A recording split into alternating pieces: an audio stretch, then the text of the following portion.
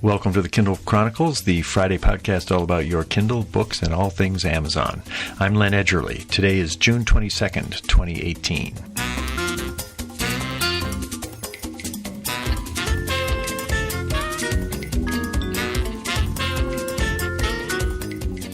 Greetings from Cambridge, Massachusetts on the first full day of summer. It was a beautiful one here in the Boston area. Earlier this week, I traveled to Denver for a meeting that gave me a chance to record a conversation with Ricardo Frazer, a longtime Seattle resident who shared his impressions of Amazon's impact on his hometown, including his take on a head tax the city council imposed on Amazon and other big employers. That tax was withdrawn in the face of widespread opposition. There it was, the head tax. We're going to do it. This is what we're going to do. It's going to, address homelessness. So we'll collect the monies. We don't know how we're going to spend it yet, but we're going to hit these businesses with this tax. And that's just not the way to govern, in my opinion. Also this week in the Tech Tip, I will share my first impressions of the Fire TV Cube, which arrived today, and we have lots of Amazon-related news stories to talk about. First up in news is a bold CEO appointment for the healthcare joint venture being organized by Jeff Bezos, Warren Buffett, and Jamie Dimon. The trio chose Atul Gawande, a Boston surgeon and Harvard Medical School professor who has been a highly regarded thought leader on healthcare reform. I am reading Gawande's book, Being Mortal, for the second time because of the insight it provides into the issues around elder healthcare.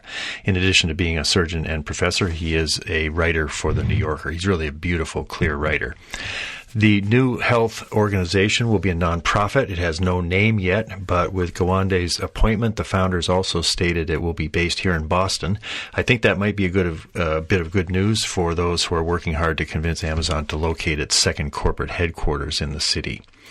I'll have links to two stories about this appointment, one by the New York Times and the other by the Washington Post. I thought the Times did a poor job of covering the story, missing the impact that someone of Gawande's stature and intelligence is likely to have in this initiative. It just seemed like kind of a small bore story, pulling up some old controversies and not really daring to admit that this is a pretty amazing appointment.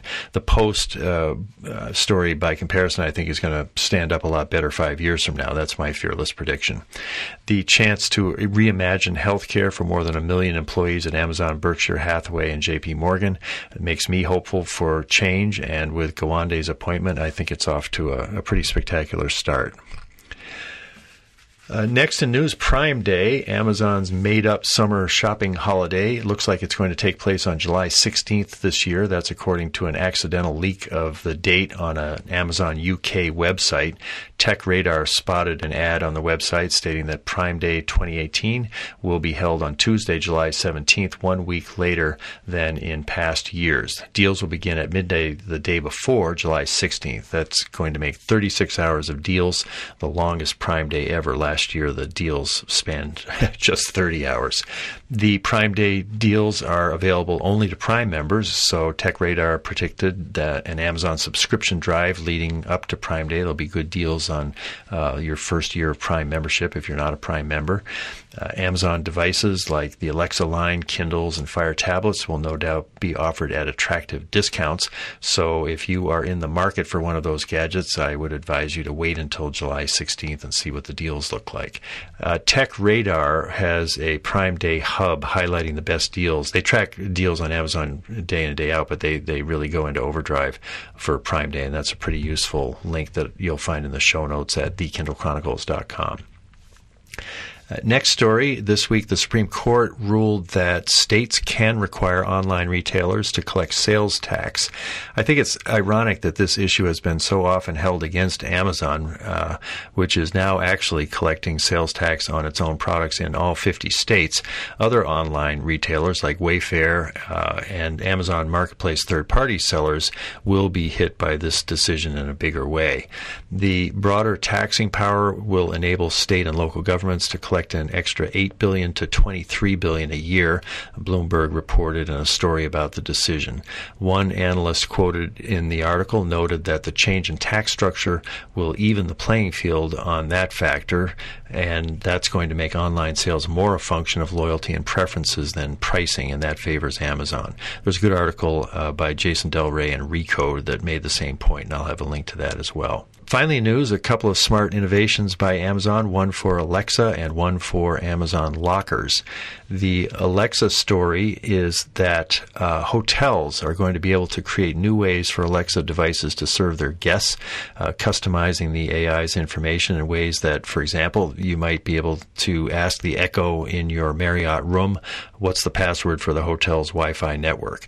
This is the sort of expansion of the Alexa platform that comes with a 5-year head start over Google and Apple's smart speakers. The service will be available in some Marriott properties as soon as this summer.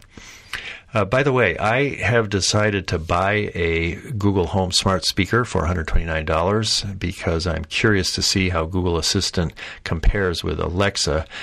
I actually feel a little disloyal that, and here I am feeling disloyal to a made-up personality, Alexa, just because I like her morning greetings and her lame humor and her Super Bowl ads.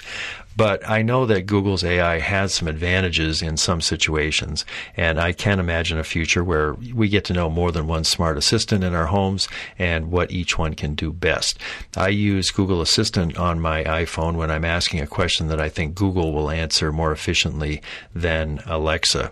I'll give you an example of one that comes up with different responses from the two. How do I make a screenshot on a Galaxy Edge S8 phone?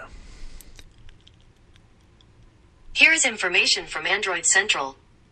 So the Google Assistant automatically pulls up a page that says exactly how to make a screenshot on the Galaxy S8 phone. Let's try Alexa for the same question on my iPhone. I'm using Voice in a Box, an app. How do I make a screenshot on a Galaxy Edge S8 phone? Sorry, I'm not sure about that. Generally, when I'm trying to figure out how to do something, even if it's like a plumbing question or I'm expecting to get more information more quickly on the Google Assistant than I get on Alexa. And there are other things that I just turn to Alexa more naturally for. My Google Home is going to arrive in a few days, and I plan to put it right next to the Echo Show on my desk here in Cambridge. I hope they play nice with each other. The Amazon Locker innovation is one that I hope I might see one day at our condo building in Denver, where we have more than 250 units sharing a tiny mailroom and a single concierge on duty to fetch packages. It really gets crazy around Christmas. Hub by Amazon, which has been tested over the past year in several cities, offers communities like our condo association the ability to install a set of lockers like the ones that you can see in Whole Foods stores now, where Amazon deliveries can be picked up. You will be able to receive packages not just from Amazon, but from other retailers and shippers or your family in Boston. I'm not sure how they're going to work out the logistics of working with those other shippers, but for the resident of a community with Google Hub lockers, there will be no extra charge for having packages arrive at the hub. You'll get a text message saying that your package is in your building. This could be 24 hours a day, and at the locker, there'll be a screen, and you enter the code that came in the text message on that screen, and one of the doors will open up, and in there will be your package. Pretty cool. For the tech tip, I want to tell you about the Fire TV Cube. I bought one for $120, and it arrived today. I hooked it up to my Element TV, which does have Fire TV already built into it. The thing which it can do, which I wouldn't be able to do otherwise, is simply to say, Alexa, turn on the TV, and the TV will turn on. Same thing for turning it off. And I've been playing around with it. It was a little buggy to actually get to a specific program, but at one point, from the TV being off, I just said, Alexa, watch Billions, and the episode of that Showtime series Billions that I was watching came right up. Lots of search capability. When you ask for the weather, you get the weather showing up on the screen of the TV. Nice integration, and it's an attractive little cube. It's just black, and I was able to plug my Ethernet connection into it and then an HDMI cable to the TV. I think this is probably going to be a hit. Ricardo Frazer in 1990 moved to Seattle by way of Costa Rica, New York City, and Omaha. That put him 4 years ahead of Jeff Bezos, who in 1994 borrowed his father's 1988 Chevy Blazer and drove with his wife Mackenzie to Seattle to start an online bookselling business. I met Ricardo when he and I were serving on the board of the Western States Arts Federation, WESTAF, and I had a chance to catch up with him again during my trip to Denver earlier this week. Since Amazon's relationship with the city of Seattle has been in the news lately, I thought it would be interesting to hear at least one longtime resident of the Emerald City talk about Amazon's impact on his hometown. Ricardo is a pioneer in the Seattle music and arts scene and a co-founder of Zaki-Rose Media. He's also the manager of a Seattle rapper named Sir Mix-a-Lot, whose 1992 hit song Baby Got Back won a Grammy Award for Best Rap Solo Performance. The song's official video has been downloaded more than 16 million times on YouTube. We sat down Tuesday afternoon in the living room of Darlene's and my home in Denver in front of a gorgeous Birches in Snow painting by another former WESTAF board member, Kes Woodward of Fairbanks, Alaska. I began by asking Ricardo how old he was when he first came to Seattle. I was about 24, and I grew up in New York, born in Costa Rica, grew up in New York City, left New York when I was, I think, 18, joined the Air Force. I was living in Omaha, Nebraska. I met some folks who were like, yeah, Seattle's a great place, and I wanted to go west, young man. And so I loaded up my Volkswagen Bug at the time and headed west when I got out of the Air Force. What was Seattle like in those days? You know, Seattle was very provincial, man, very quiet, very quaint. It was so slow. I got there and I was like, oh my God, it is so slow here. They don't even have an R&B station, right? But what I loved about Seattle was just the land, the topography, right? There's water, you had the mountains, you had lakes, you had rivers, you just had this greenery. It was just beautiful. I got there, got out of the Air Force in May. I got to Seattle late May, early June, and it was just gorgeous. Yeah. My stereotyped image of Seattle is it rains all the time and it's depressing. Was it that way then and now, or? No, that's what we tell people to keep them out, right? It's like you need to go to Denver. It's sunny all the time. Right. Get out of here. Yeah, man, that's what we tell people, man. But I got there. It was beautiful, actually. And what was interesting, I think Mount St. Helens had erupted shortly before I got there. So that was going on around, but Seattle, I remember I sat in a restaurant on Elliott Bay, and I looked out west over Puget Sound, and then the Olympic mountains were there, snow peaked, and I thought I was in heaven. Yeah. It was like, oh my God, this is beautiful. And that whole summer, despite the St. Helens eruption, that whole summer was amazing. I'll cut in with some history about Mount St. Helens. The big eruption was in 1980. That was the most destructive volcanic event in the U.S. so far. But in 1990, when Ricardo moved to Seattle, there were big releases of ash clouds. So that's what he was remembering when he first got there. Yeah, it was just gorgeous, man. It was beautiful. Yeah. And then, so you're in your 20s. Do you get involved in the music business right away, or what kinds of things do you end up doing from that time to now? You know what? I went to college. I wanted to finish college, right? Because I did two years of college at University of Nebraska, Omaha, and I came out west to go to the University of Washington in their environmental science program, and got accepted. Went to the U, and it was just too big and too impersonal. And I thought, wow, I don't want to be here anymore. I want to go back east because I didn't. Again, Seattle was slow. I didn't have any family there. And I was on my way back east. I'd applied to Sarah Lawrence University, got accepted. I was going to study drama, and this friend of mine said, hey, you should think about Evergreen State College. It's down in Olympia. It's a liberal arts college. It's really a cool place. So I looked into Evergreen. I went down, met the faculty, and I thought, oh, man, I love this campus. It's, again, greenery, water nearby. It's beautiful, liberal arts, highly rated. And I thought, yeah, I'll go to Evergreen. And so I went to Evergreen State College, and I studied communication, worked at the radio station there, yeah. And fast forward, the kinds of things you're doing now. I've got really a multiplicity of things that I do, right? So I manage Sir Mix-a-Lot, right? He has a record company. We own about 100+ songs that I license for use in anything from toys to TV commercials, to other people re-recording a song, like Nicki Minaj redid Baby Got Back, a song she did called Anaconda. So I do all the business end of his dealings.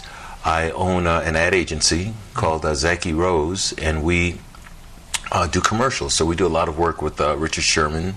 We shoot stuff for Zillow, Microsoft, all the major corporations, and the commercials are musically driven commercials, so there's not a lot of voice in the commercial. The music drives the imagery and your emotions. And then I am the president of the board of Seattle Theater Group, and that's an organization that has about a $60 million a year budget. It's a presenting organization, so we present Hamilton, Les Miserables, all the Broadway plays, as well as concerts and things of that sort. And then we have a really intense education program, so we support the arts, the nonprofit portion of our work in arts education through our concert and Broadway business. Yeah. And then how our paths crossed was we were both serving on the board of the Western States Arts Federation, WESTAF. And at that time, were you also head of the Seattle Arts Commission? Or? Right, I was on the Seattle Arts Commission. I chaired the Seattle Arts Commission for about 4 years. And then I left that and went on to be a trustee for Culture, which is our county arts commission, as it were. And we dole out about $22 million a year to arts organizations from hotel, motel taxes that we collect in Seattle. So I've just been an arts supporter for as long as I can think, man. Yeah. I love the arts. Yeah, me too. Yeah. If you were to describe to somebody who'd never heard of Amazon, maybe didn't know much about Seattle, what impact Amazon has in Seattle now? What difference does having Amazon in Seattle make to someone who lives in Seattle, loves Seattle, has kind of grown up in Seattle? How do you put those two together, Amazon and Seattle? Well, you know, it's an interesting relationship, I think, between the people of Seattle and Amazon. Right? I think you have a love-hate relationship oftentimes when you mention Amazon to folks who have grown up in Seattle. And I think the love part is that, man, what a great company. You know, look what it's done for our citizenry, right? Great jobs, right? The growth that's taking place in Seattle as it relates to property value and so on and so forth is incredible. It's made Seattle a world-class city, right? So that's the love part. I think the hate part is, look, it's brought in all of these folks that aren't native to Seattle, right? It's changed our culture, right? We're not, we can't leave our doors open anymore, right? There are a lot of people who are on the streets now that weren't on the streets before. You know, we're getting priced out. I can't afford to go to these restaurants, nor can I afford to, you know, buy a home in the immediate Seattle area, right? So there's a great part of what Amazon has done, right? And then there's the negatives of having a company that's influential and has such an impact economically and socially too on the city, right? So yeah, you'll get oh, Amazon's great, then you'll get, oh man, I hate Amazon. Yeah. Right. In terms of how Amazon interacts with the city, like I've read that they support Mary's Place, which is a homeless shelter. They seem to have become more active in kind of the role of a corporate citizen, and a lot of companies make those kinds of efforts with varying levels of sincerity, I think. Microsoft is in Seattle. Boeing, I suppose, would be the third big corporate presence. Do you have any kind of a sense of the corporate personality or the corporate profile about how those three companies are living up to their responsibilities to the city that has kind of made them great? You know, that's a great question, Len. I think you know, how people perceive the companies are really, really very different. I think people perceive Microsoft as homegrown, more Seattle-centric. It's created more millionaires. It's created really great job opportunities. You know, Microsoft was not in Seattle proper. It's on the east side. So it's developed Redmond, this town, and there's a lot of land and a lot of room out there. And so its impact on downtown Seattle wasn't as severe, I think, as Amazon's impact is. And I think Microsoft brought in new folks into the area, but not to the extent or the level that I think Amazon has done. Same with Boeing. I think Boeing has been around forever in Seattle, and that was the major employer in the area.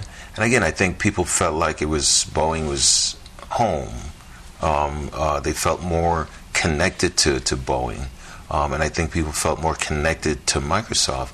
I don't think Seattle folks feel as connected to Amazon for whatever reason that is. And I'm not sure what that reason is, because as you said earlier, Bezos came to Seattle and he created this amazing company. I mean, Seattle's the incubator for Amazon, right? Mm-hmm. But it feels very different than Boeing and Microsoft. I wonder if it's because of how rapidly Amazon grew compared. I don't really remember but my sense is that Microsoft maybe had a slower trajectory to become a huge company, whereas Amazon, I mean, it's gone from Bezos in his garage to what's it up? It's over hundreds of thousands of people. Yeah. And but that's interesting. It is a Seattle company, but it doesn't feel as much like a Seattle-grown company as the other two. It doesn't. And I think when you mention its philanthropic endeavors, right? Mary's Place, great example. You know, I support Mary's Place. We've been to fundraisers. I've been to fundraisers for Mary's Place. I hung out with Macklemore one year at the Showbox when he came and really supported Mary's Place. You mentioned that Amazon supports Mary's Place. It's not in the forefront of my mind, Interesting. Right? So their philanthropic efforts may be quieter than the works of Boeing or Microsoft, right? Because I don't think people know what Amazon does in that respect. That's interesting. Right? It's not advertised. Yeah. People don't talk about, Amazon, let's look to Amazon for this, where they'll say, let's look to Vulcan, Paul Allen's company, right, founder of Microsoft, or let's go to Bill Gates, the foundation for this, or let's go to Microsoft for that. I mean, people actively talk about what these companies do for the community. They don't actively talk, from my perspective, about what Amazon does for the community. And that may be by design by Amazon, so that people aren't coming with their hand out that much, right? Yeah, or it may be a kind of humility that, I mean, Bezos strikes me as somebody who doesn't like to, brag about the things he's doing. But it may be kind of misguided in the sense that if they are doing things, having people know what they're doing just gives people a more accurate view of their real role in the community. Right.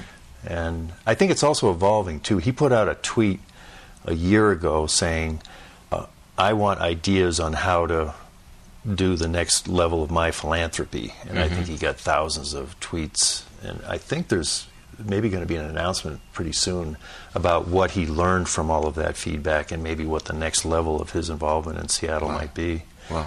And I from my writing background, they very quietly supported a lot of writer colonies, and there was a guy named John Fine that used to work at Amazon, and he was like the ambassador to the publishing industry. And they gave out millions of dollars, but I never saw a press release saying Amazon today gave $500,000 to this literary prize. The other thing that strikes me is I've always thought that it was sort of pro-city and an enlightened urban corporate strategy for them to locate right in Seattle, because it helped create. But if they had known how much growth they were actually going to have, you could see that it might have been less disruptive if they had located on the perimeter the way Microsoft did. Right. I think you're right in that respect. Yeah. Yeah, the growth in downtown is incredible, man. And I mean, that's where they're headquartered, right? Yeah, the spheres and all that. Right. Yeah. And so condos that were $300,000 are now $800,000, right? Apartments that old apartments, old brick apartments that were in the Belltown area of Seattle that were $1,200 a month are now $3,000 a month, right? And as you spread out from that sphere, the cost of living is being affected at a higher rate. It's ridiculous. The Central District, where most of the black folks were in Seattle, is just about gone. Gentrification's there. Development is there. I was saying to you earlier, I pull up on a street corner now in Seattle and I don't recognize where I'm at. Am I at 2nd and Pike?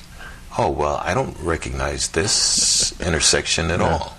Right? That's how incredible the growth is. And it's good and bad, man. I remember my mom came out to Seattle in the 90s, and I was living downtown in the Paramount Theater building at the time.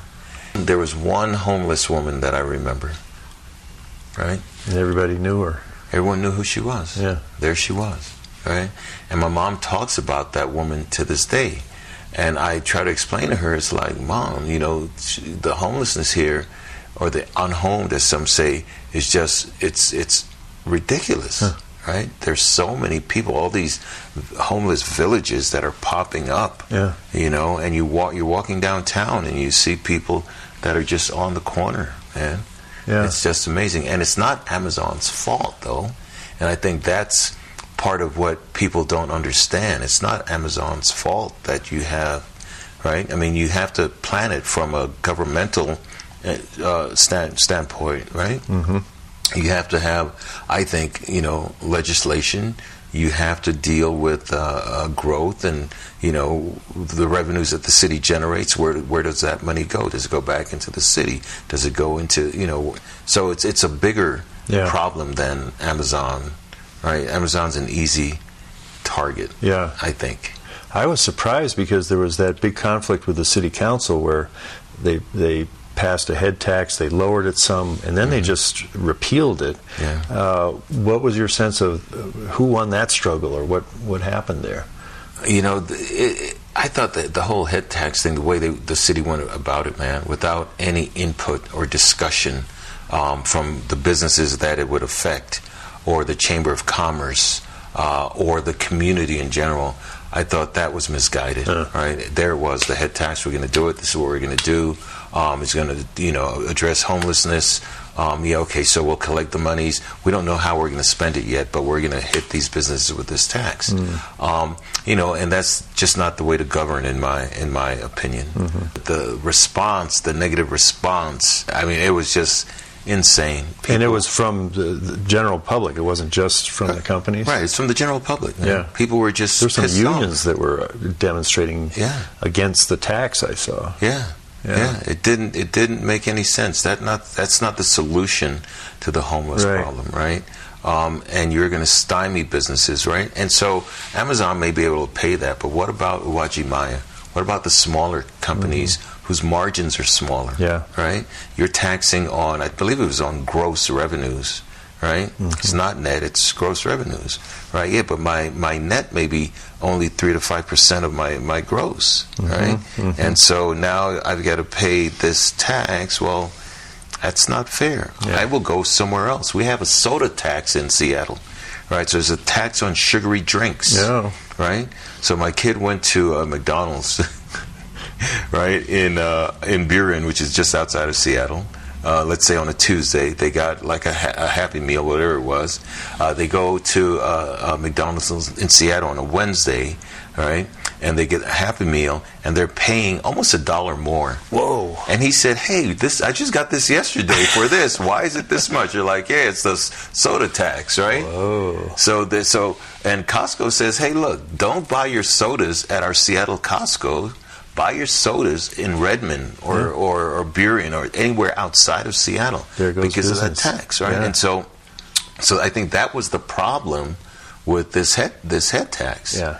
It's like, yeah, okay, you can tax us, but we don't have to be here. That's right. Right? We can take our business somewhere else. Yeah, they just didn't think it through. They didn't think it through. Yeah. Right? And I think the response from the general public, the petition to repeal it, the response from businesses, I think all of that made the city council go, oh, wow, we made a mistake. Yeah. Right? And to their credit.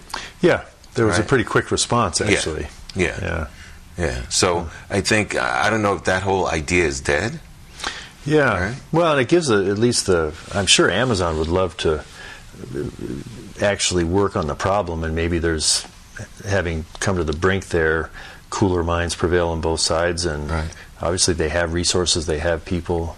They have one of the things, and I doubt many people know about it that don't follow the company as close as I do, but I think Mary's Place has got a new area where people will actually be living. It'll be residential units in an Amazon corporate tower building. Yeah. And they're going to be able to mix with employees and some back and forth on, job interns or whoever. But I hadn't seen anything like that anywhere else in the country. No, I think that's pretty awesome, man. And they actually bought an old hotel, Prime Land, downtown Seattle, right near the Amazon headquarters, that now houses families. Yeah. They're doing some really, really good thing. And I think Mary's Place is a great example of the kind of partnership that you can have with a company like Amazon. Yeah. Right? But it takes conversation, right? It takes discussion. Yeah, right? It can't be imposed. It can't be imposed. Yeah. Man. That just doesn't work. So. Well, I want to talk a little about music, and I think I subscribe to Amazon Prime Music. It's maybe $8 a month in addition to my Prime membership, and I can get millions of songs. And I've asked Alexa to play Sir Mix-a-Lot so I can get him on there. He's on the AI, but appreciate that. Now, every time if I ask Alexa to play Sir Mix-a-Lot, and Alexa, stop. She's picking me up. How is it, like a penny that goes to Sir Mix-a-Lot, or what kind of a transaction does that generate for one person listening to a song on? Yeah. Not just on Alexa, it could be on just your computer or your iPhone or whatever. On streaming service. So when streaming services pay incredibly low, right? So if you ask her, right? We can't say it. Who can't be named. right. Because she's listening. Yeah. Right? If you ask her to play a Sir Mix-a-Lot song, then we get roughly 0.0008 of a cent. Wow. So it's not very much. Yeah. But when you think of the accumulation of plays, then it becomes something, right? So an artist like Sir Mix-a-Lot that has a lot of music and has a hit song like Baby Got Back, played in a cumulative way, it generates good monies for him. Emerging artists, though, they see very little money. Because they don't get discovered, they're just not getting played as much. They're not getting played as much. Yeah. And then you have artists who think that, look, man, we need to be making more. You've built, and this is an interesting perspective, you've built a business off of our music. Yeah. Right? So a Spotify, right?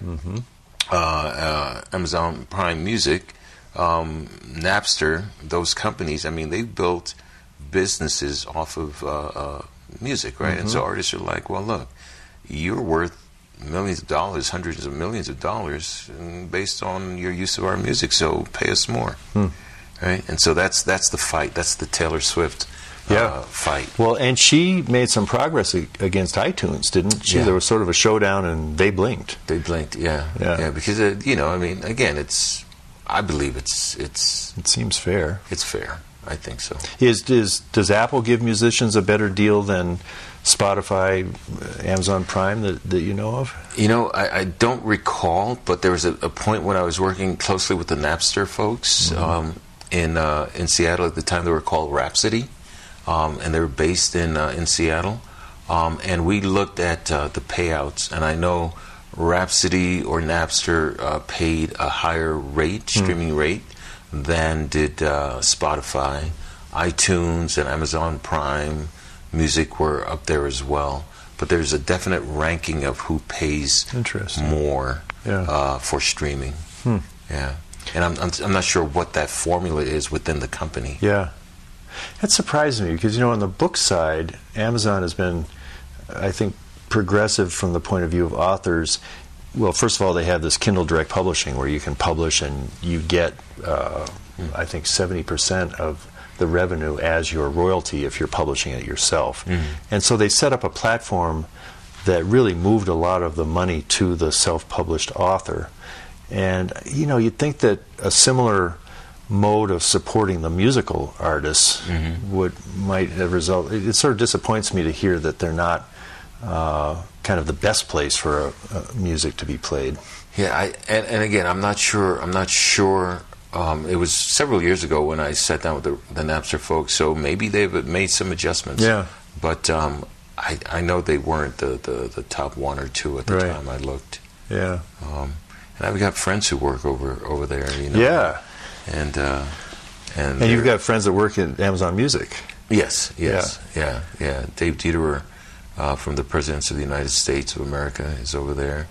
And so is Karen Wild, who was at the iHeart Urban Station in Seattle. Did you get the feeling it's a pretty exciting place to work? Yeah, I know Karen is pumped. Dave has been there for quite some time. The company that he was with, Amazon acquired, and he's doing really, really well. He seems very, very happy with the work he's doing, and so does Karen. Huh. Yeah, they seem very, very excited to be there. Yeah. Yeah, I know they work hard, though. Yeah, I think that's the thing. Sometimes I follow it and I think, all right, I'm 67. What if I was 30 and I was showing up in Seattle trying to get a job over there?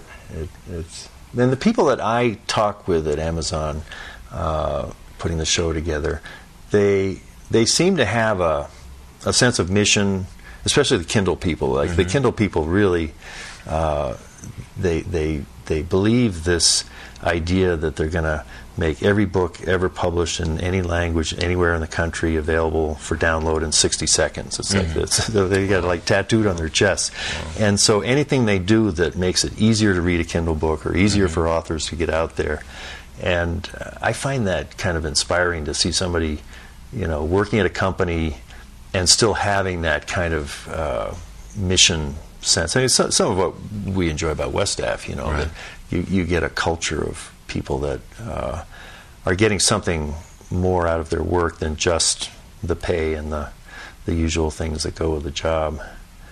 But it must be so hard to keep anything like that sense of purpose when you've got hundreds of thousands of employees compared to when it was the first 50 true believers that Jeff Bezos said, hey, I'm going to build this company. You want to come work for it? Right.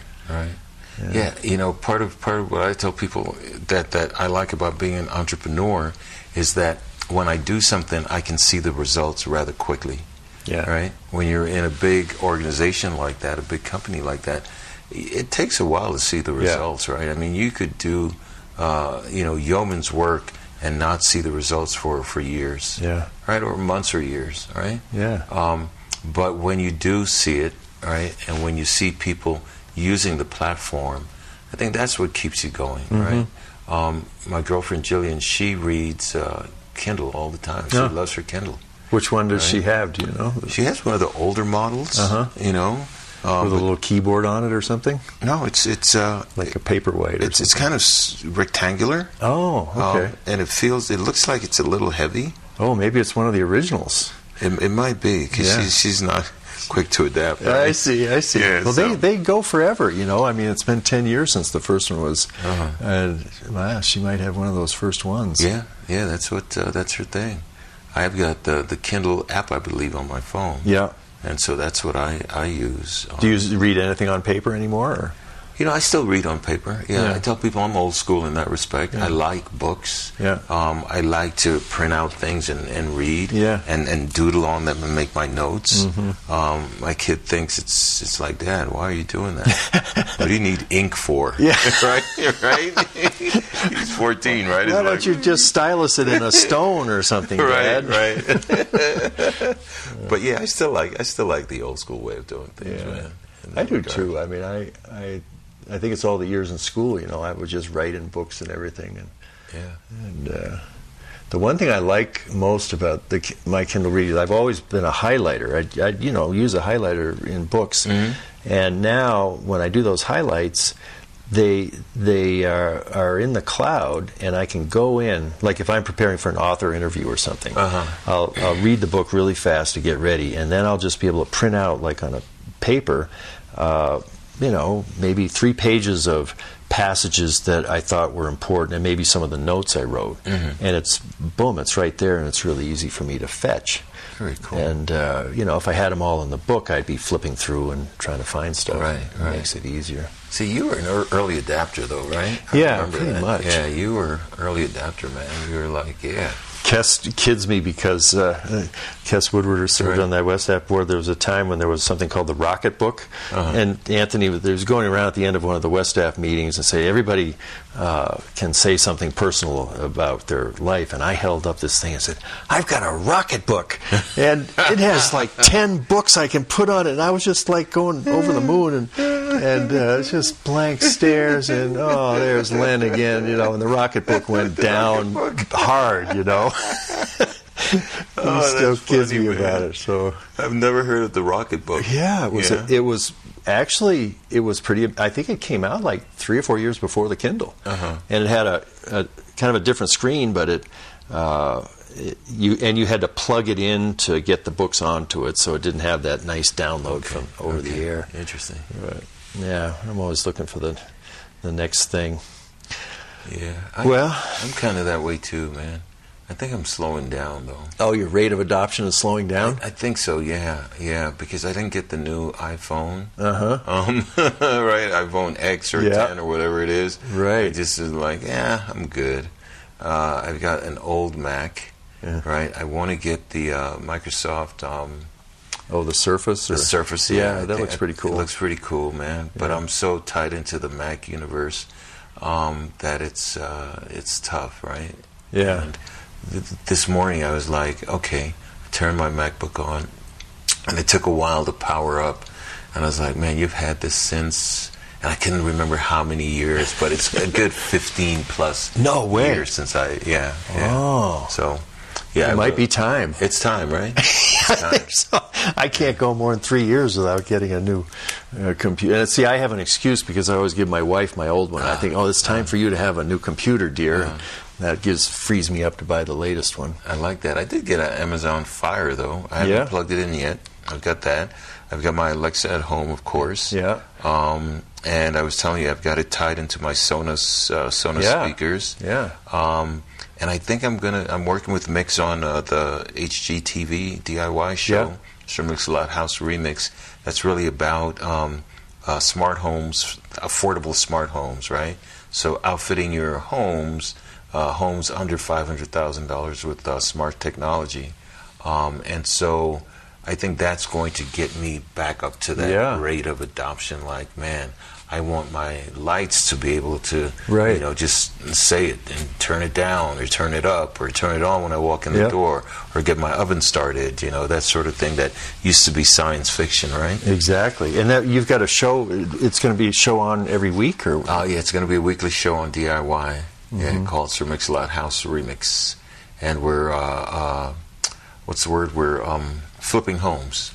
Oh. And so in part of the flip, when we gut them, we go in and we put panels in the wall. Yeah. We've got things that dim the window so that it's too light out, it'll dim. We've got sound systems. We've got light control. We've got chandeliers that are controlled, and just all kinds of really cool gadgets. That's not too expensive. Will there be like Alexa and Google Assistant and the various competing devices in it? Yeah. We haven't locked in on one devices yet. But we'll figure out which one is best. Right. Yeah.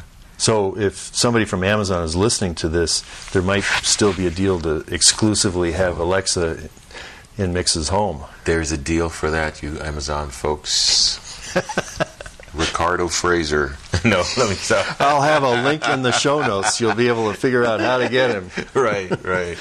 Well, this is great. Thank you very much for talking to me for the show, and it's fun that our meeting brought us together again. It's kind of like old times. We were on the board together 5 or 10 years ago, probably. Yeah, probably 10 years, man. It's been a long time. Yeah. Yeah, I miss you, though. And so thank you for having me on the show. This is great. My guest next week will be Kathy Lynn Emerson, a prolific author who lives in Maine. I heard about her from listener Mark Roberts. This is Len Edgerly for the Kindle Chronicles in Cambridge. Have a great day. Bye.